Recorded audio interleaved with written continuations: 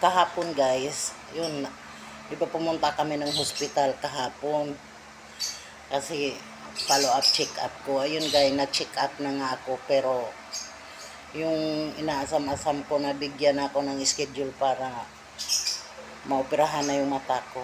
Hindi pa guys, kasi mataas pa yung blood sugar ko. Sabi ni doktor, magpa-laboratory ako ulit. After 2 weeks, babalik ako doon sa kanya kasi kailangan mag 120 yung blood sugar ko. Diyos ko. Kaya nga, kahit nagugutom ako, tinitiis ko lang talaga yung gutom. Hindi na ako nagmimerienda. Tapos yung kinakain kong kanin, dalawang kutsara lang. Minsan din ako kumakain ng kanin. Kahit masakit ng tiyan ko, tinitiis ko, hindi na ako nagmimerienda para lang talaga bababa yung blood sugar ko. Sabi ko nga, Lord, nagmimilagro ka naman para sa akin, para maoperahan ko. Kasi napakahirap ng walang paningin. Sobra. Kahapon, guys, kausap po yung isang pasyente. Dati rin daw siya, totally wala na siyang nakita talaga. Mabuti pa nga ako, may nakikita pa akong medyo blurred.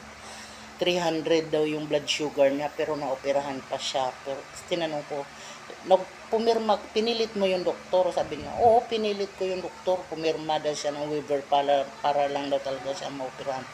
Umayag naman daw yung doktor. Napipirma siya ng waiver. Sabi ko, buti pumayag 300 samantalang ako, wala pang 200, hindi pa ako maoperahan. Pumirma nga daw siya ng waiver kasi wala na siyang nakikita totally. Mga anak ko ayaw ng ganun kasi kung ano daw mangyari sa akin. Bagay, mata lang naman din yan, saglit lang naman yan, kakayurin lang, pero ayaw talaga ng mga anak ko tsaka asawa ko. Mahirap naman, ipilit mo yung gusto mo, mamaya sisisihin ka pa.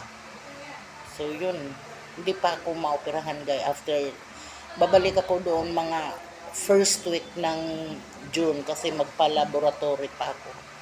Sana bababa na yung blood sugar ko, tiisin ko na lang yung gutom ko. Tapos hindi na ako kakain ng mga bawal. Kasi minsan, tigas yung ulo ko, kakain ko pa rin yung bawal. Ngayon tiisin ko na lang talaga. So yun lang guys.